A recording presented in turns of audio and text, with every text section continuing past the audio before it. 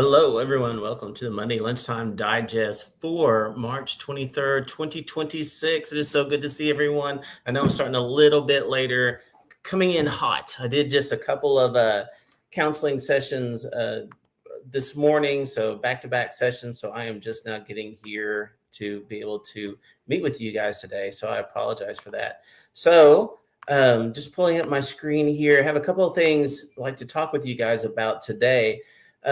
First of all, talking about House Bill 3888 was recently died in the Rules Committee. So we wrote an article about this a couple of weeks ago, let's see, on March 11th, and talking about how House Bill 3888 was going to eliminate the Oklahoma Board of Behavioral Health and the Oklahoma Board of Licensed Alcohol and Drug Counseling. And I say eliminate, actually was going to put them under the Oklahoma Department of Mental Health. So they were going to lose their status as independent boards and be put under the Oklahoma Department of Mental Health. And so that went to the Rules Committee, didn't make it out of Rules Committee in time because it had to be out of rules by March 10th. And so it didn't make it out in time.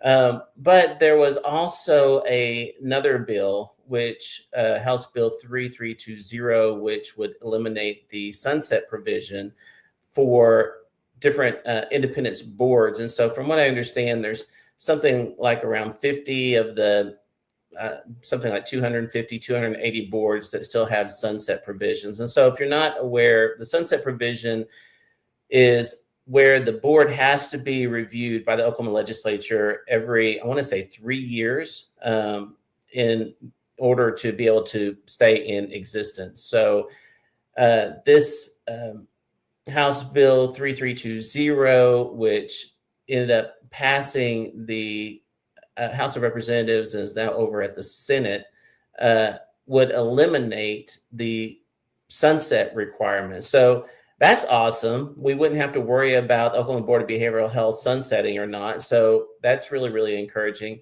One of the things, though, that was interesting is that Representative Mike Osborne put a last-minute amendment on House Bill 3320, which just emphasizes that the Oklahoma legislature can at any time eliminate a board or consolidate it, has ultimate control over a board's existence at any time. And so that was something that was kind of interesting that was put in at the last minute. And so that, again, goes back to this article that was written March 11th, talking about how the Oklahoma boards or Oklahoma Board of Behavioral Health, Oklahoma Board of Licensed Alcohol and Drug Counseling are safe for now, but it's just kind of interesting that this last minute amendment was put in there.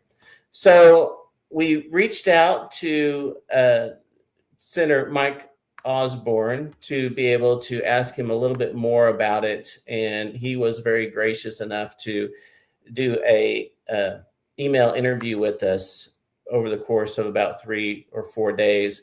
And so I asked him just a couple of really direct questions.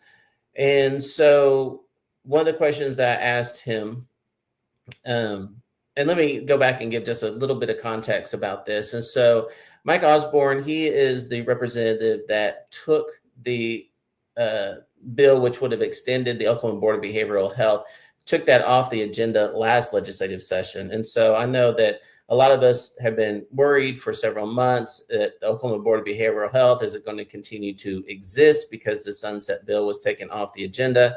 And the reason why it was taken off the agenda is because there was some type of conflict between Representative Osborne and the Oklahoma Board of Behavioral Health. And so Senator Osborne was really just trying to advocate for the University of Central Oklahoma that, from my understanding, had some courses that the Oklahoma Board of Behavioral Health hadn't approved to be able to be counted for licensure. And so somewhere in there, Representative Osborne became aware of it and was trying to, as he says, get everyone back to the table. And so he took the sunset, the bill that would have extended the Oklahoma Board of Behavioral Health, took that off the agenda in order to, I guess, get the Oklahoma Board of Behavioral Health's attention and get them back to the table to resolve this conflict. So, the licensed professional counselors, licensed marriage and family therapists, and licensed behavioral practitioners were all walking around really anxious over the past several months, worried that, okay, well, what if the sunset bill does not pass, and will our boards continue to exist? And so I had the opportunity to do an interview with him here last week, and just asked him just a couple of really direct questions. So one of the questions that I asked him had to do with, did he feel like that counselors should be licensed in Oklahoma? And the reason why I asked him that is there's this big push in the legislature right now on looking at licenses that are out there and consolidating licenses or eliminating licenses, just feeling like that there's too many licenses for too many professions. And so actually in 2024, there was a task force, the Oklahoma Efficiency and Licensing Task Force, that was assembled and came up with some recommendations. And among their recommendations were to eliminate some licenses, to consolidate some licenses. So if the profession seemed to be really similar to another one, that there shouldn't be two different licenses, that they should be consolidated. Also looking at boards, either eliminating boards altogether, some boards, or to consolidate some boards, or to put them under different entities. And so the person who was representing the House on that task force was actually Mike Osborne. And so he was on that task force. And so whenever I had a chance to do this email exchange with him, one of the things that I asked him was, did he feel like that counselors should be licensed in Oklahoma? And he said that he 100% felt that counselors should be licensed in Oklahoma. The other question that I had for him was, did he feel like that the Oklahoma Board of Behavioral Health should exist, or should be consolidated under another entity? Did he support the House Bill 3888, which would have put the Oklahoma Board of Behavioral Health and the Oklahoma Board of Licensed Alcohol and Drug Counselors under the Oklahoma Department of Mental Health? So his response to me was, first of all, he was neutral. He didn't have a feeling about the Oklahoma Board of Behavioral Health, if it should be consolidated, if it should remain in place. Like he didn't have really a feeling one way or the other about that. And also asking him if he supported House Bill 3888. He said that he wasn't even aware of House Bill 3888 until I had brought it up to him in our email exchange. And so Representative Osborne is the chair of the House Rules Committee, and House Bill 3888 was assigned to the Rules Committee. So it was assigned to the committee that he was chair of. Now, in his defense, there's something like 3,000 bills that are brought up every single legislative session. And so no telling how many bills went to the Rules Committee. So the fact that it just, wasn't on his radar can't, in my opinion, can't fault him for that if he wasn't even aware of House Bill 3888. But what I think it does say is that, again, it wasn't on his radar in that that was something that was on his agenda, that he was really wanting to push through the committee and to have it, heard in committee and voted on in committee and possibly brought to the floor. So it wasn't anything that was particularly important for him to have it done. And so then the other thing that I asked him about was just kind of some feeling in the mental health community, because there's, some people that I talk to, I don't know, if you talk to people, but anytime that Representative Osborne's name comes up, people remember him as being the one that took the sunset bill off of the agenda and led us, all of us, to be anxious there for however many months it was, 3, 4, 5, 6 months between legislative sessions, worried about the board. Is it going to exist? There's, leadership in the Oklahoma counseling profession or community that said if the board doesn't get extended, we won't even be licensed anymore. And so there was a lot of angst out there. And so, I asked him about, where some people may have a negative view of him. He was kind of dismayed by that, and said that he has friends and family that are in the profession. He had never heard that, and was kind of shocked that there would be any type of negative feeling about him. So again, this was something that it sounded like that he did at that time, where he took the bill that would have extended the Oklahoma Board of Behavioral Health. He took it off of the agenda, but now that that has been resolved with the University of Central Oklahoma, and he mentioned in his email exchange and several other universities, and I don't know who those several other universities were. The only one I was aware of was the University of Central Oklahoma with the conflict there. We did do an interview with him last year. My colleague Haley Twyman Brack did an interview with him soon after that this had happened, and he said back then that it was a conflict with the University of Central Oklahoma, and then also he didn't have any doubt that the bill to extend the Oklahoma Department of Mental Health wouldn't pass. And so he wasn't worried about it at all. All of us counselors, we were worried about it, but he wasn't worried about it back then.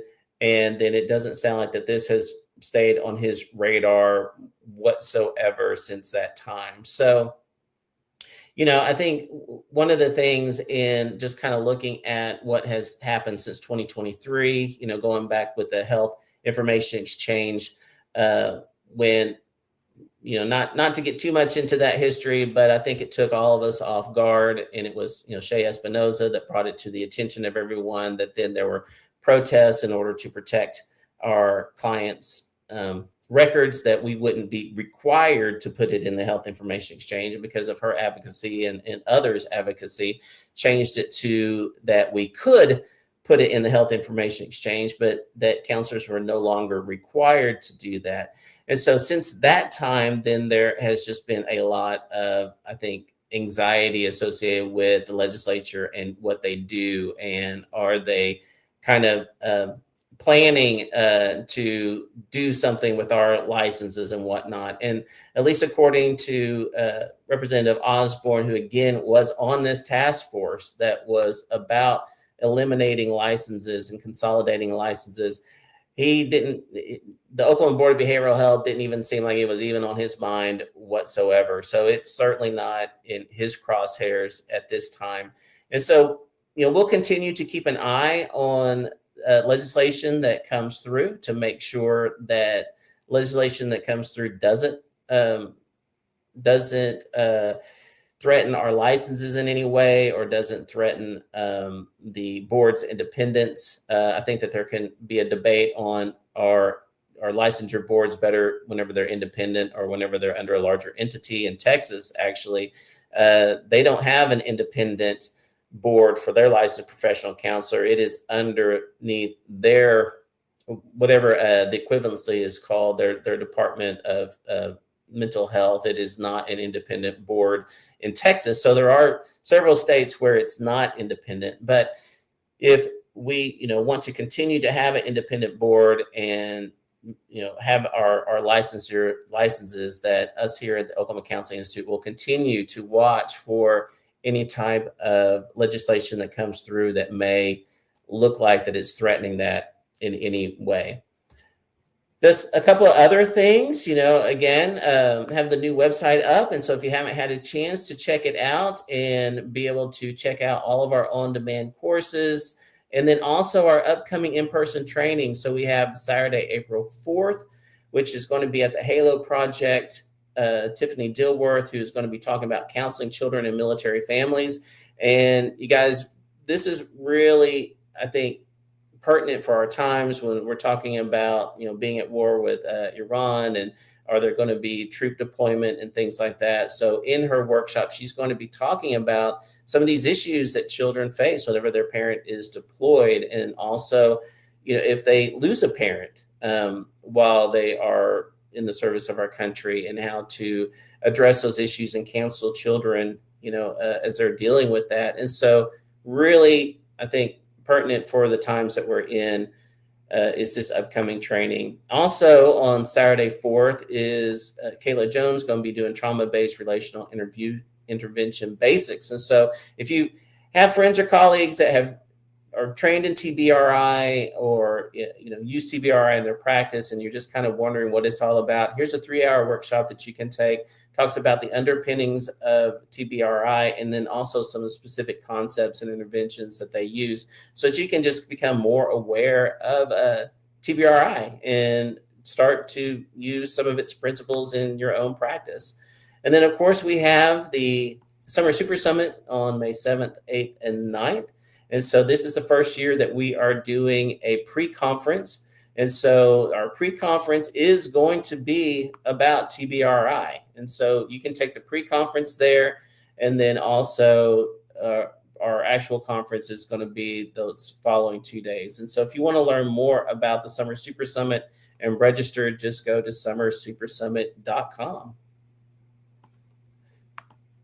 This is the last thing, last couple of trainings that we have coming up in the next few months. So we have on Saturday, June 6th, Act 101. And so that we're having with Dr. David Pfaff. And so he's going to be doing that training for us. And then also he's going to be doing a training for clinical supervision. So if you're an LPC supervisor and need that 3 hours of supervision CEUs on clinical supervision in the evolving world of AI. And so that is going to be on Saturday, September 6th as well. And so those are our in-person trainings coming up there in June. And then, of course, we have the last part of June, Saturday, June 13th, Beyond the Checklist, Comprehensive Assessments for Substance Abuse Disorder with Jamie Lavascio, and then an ethics training on June 13th, where everybody knows your name, Ethical Dilemmas in Rural Counseling. So we would encourage you to check that out as well. And so again, you can sign up for these workshops by going to oklahomacounselinginstitute.org, and you can click on learn more about these workshops and sign up for those. And then again, you can check out all of our on-demand trainings that we have. We have over 77 on-demand courses. All of them are Oklahoma Board approved and can take anywhere from 3 hours. Most of them are 3 hours long, but we have a few 2-hour ones and a few 1-hour ones. So if you just need maybe one more hour of training, then you can go here and check that out and get, again, all our board approved courses. So last, just kind of talking a little bit about what's happening here at Oklahoma Professional Development. And again, you can learn about all the things that we have going on here at edmondcounseling.com. So just a couple of things. Of course, we have our free support meetings going on. So we have Smart Recovery, and we have Family and Friends, which is Smart Recovery's version of Al-Anon. And then also we have our chronic pain support group and our relationship loss support group. And so you can find out about all those free support groups by going to edmondcounseling.com. And then, of course, we provide individual counseling for children, teens, and adults, both in person and online. So that is all I have for you guys today. Thank you guys so much for joining me, and appreciate everything that you guys do. Really excited about this workshop season. It's really kicking up, and we have this first one coming up just around the corner. So on April 4th is our first in-person workshop training, and would love to see you guys there. Thank you guys, and have a good week.